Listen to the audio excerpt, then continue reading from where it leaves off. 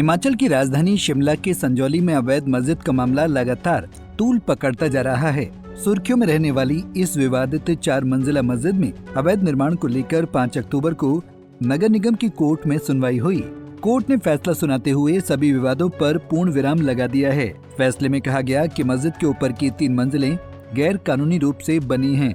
ऐसे में मस्जिद की दूसरी, तीसरी और चौथी मंजिलों को गिराना होगा। कोर्ट ने ये फैसला मस्जिद कमेटी की ओर से लगाए गए आवेदन के बाद सुनाया है। मामले में अगली सुनवाई अब 21 दिसंबर 2024 को होनी है। वहीं अदालत ने स्थानीय लोगों को इस मामले में पार्टी बनाने की याचिका को रद्द कर दिया है। मस्जिद कमेटी व वक्फ बोर्ड ने आयुक्त से अवैध हिस्सा गिराने की अनुमति देने के लिए आवेदन किया था। ऐसे में नगर निगम आयुक्त कोर्ट ने अवैध रूप से बनाई गई 3 मंजिल को वक्फ बोर्ड और मस्जिद कमेटी को अपने खर्च पर गिराने का आदेश दिया है। संजौली का मस्जिद विवाद सिर्फ हिमाचल तक ही सीमित नहीं रहा है, बल्कि पूरे देश में छाया हुआ है। दिलचस्प बात यह है कि अवैध निर्माण का मामला कल या आज का नहीं है, बल्कि 14 साल पुराना है। तो फिर अब 14 साल पहले लगी आग की चिंगारी अचानक कैसे भड़की और अचानक हिंदू संगठन सड़कों पर क्यों उतर पड़े थे और अब सरकार इस पर क्या आदेश लेकर आई है, आइए समझते हैं।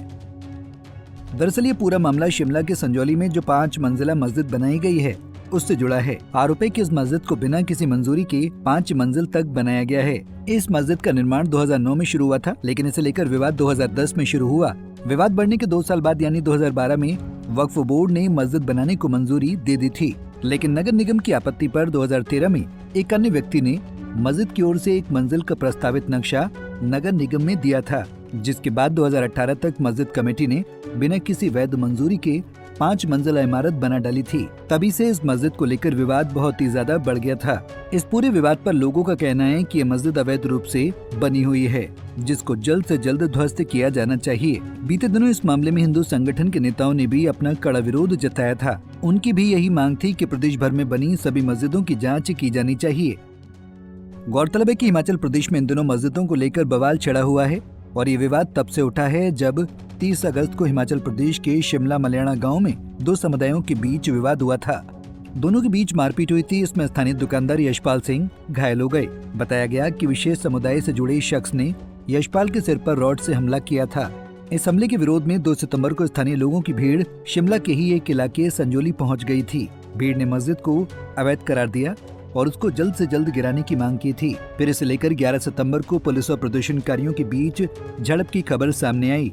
पुलिस ने प्रदर्शन को देखते हुए मस्जिद के पास जाने का रास्ता बंद कर दिया था, लेकिन प्रदर्शनकारी उग्र हो गए। जवाबी कार्रवाई में पुलिस को लाठी चार्ज करना पड़ा और भीड़ को तितर-बितर करने के लिए वाटर कैनन का इस्तेमाल भी करना पड़ा था। जिसके बाद 13 सितंबर को हिमाचल प्रदेश की मंडी में भी मस्जिद को लेकर विवाद सामने आया। यहाँ जेल रोड पर बनी अवैध मस्जिद निर्माण को लेकर हिंदू संगठनों ने प्रदर्शन करते हुए रैली निकाली। उनका सवाल था कि 1 दशक पहले वहाँ मस्जिद बनाने की अनुमति क्यों दी गई थी। संजौली मस्जिद विवाद को लेकर वक्फ बोर्ड का प्रतिनिधित्व करने वाले वकील BS ठाकुर ने कहा कि अदालत ने आदेश पारित किया है कि मस्जिद कमेटी और वक्फ बोर्ड को अपने खर्च पर मस्जिद की ऊपरी 3 मंजिल को गिराना चाहिए। उन्होंने आगे कहा कि कोर्ट ने मस्जिद समिति की उस दलील को स्वीकार कर लिया है जिसमें मस्जिद के किनारे अनुमति से आगे खड़े किए गए ढांचे को ध्वस्त करने की बात कही गई थी। वहीं इस फैसले पर वक्फ बोर्ड के वकील का क्या कहना है, आपको सुनाते हैं। पहले तो एप्लीकेशन एक आरती गुप्ता संजौली से लोकल रेजिडेंट है, उन्होंने एप्लीकेशन की थी कि मुझे पार्टी बनाया जाए इस प्रोसीडिंग में और हमारी सुनवाई की जाए। उस एप्लीकेशन का हमने रिप्लाई फाइल किया वक्फ बोर्ड की तरफ से और काफी डिटेल्ड आर्गुमेंट्स के बाद उनकी वो एप्लीकेशन डिसमिस कर गई फॉर द रीजन कि उनका लोकल स्टैंड आई और उनका राइट कोई नहीं प्रोसीडिंग में बनता था। बाकी जो प्रेसिडेंट मस्जिद कमेटी ने ऑलरेडी अंडरटेकिंग दी थी, उस अंडरटेकिंग के मुताबिक जो टॉप की 3 मंजिलें थी जिनको खुद कहा गया था कि इनको हम डिमोलिश खुद कर देंगे, उसके कोर्ट ने ऑर्डर पास किए कि इन 3 मंजिलों को ये वक्फ बोर्ड और मस्जिद कमेटी खुद डिमोलिश करे अपने खर्चे के ऊपर। बाकी वाला जो रेस्ट ऑफ द पोर्शन है वो इन ड्यू कोर्स डिसाइड होगा कोर्ट में। प्रोसीडिंग के लिए अगली डेट ऑफ हियरिंग है 21 दिसंबर 2024। 2 महीने का टाइम दिया गया है वो जो ऊपर वाली जो 3 मंजिलें हैं उनको डिमोलिश करने का। कोर्ट ने मस्जिद के अवैध मंजिल को तोड़ने का फैसला मस्जिद कमेटी की ओर से लगाई गई एक एप्लीकेशन के बाद सुनाया है। एप्लीकेशन में मस्जिद कमेटी ने खुद मस्जिद के अवैध निर्माण को तोड़ने का प्रस्ताव रखा था। संजौली मस्जिद विवाद पर शिमला वक्फ बोर्ड ने भी माना कि संजौली मस्जिद की 2 मंजिल अवैध है।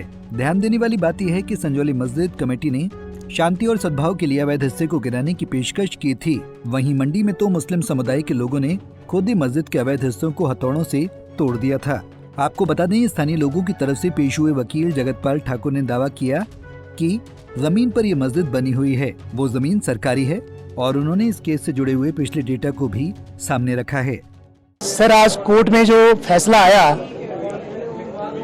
वो एक तो जो हमारी एप्लीकेशन थी on behalf of the local agents, एक उसके ऊपर फैसला आया है और उसके ऊपर जो फैसला आया है उस फैसले में कोर्ट ने कहा है कि अथॉरिटी और वायलेटर के बीच में प्रोसीडिंग चल रही है, तो इसलिए आपको पार्टी बनाना जरूरी नहीं है इस केस में।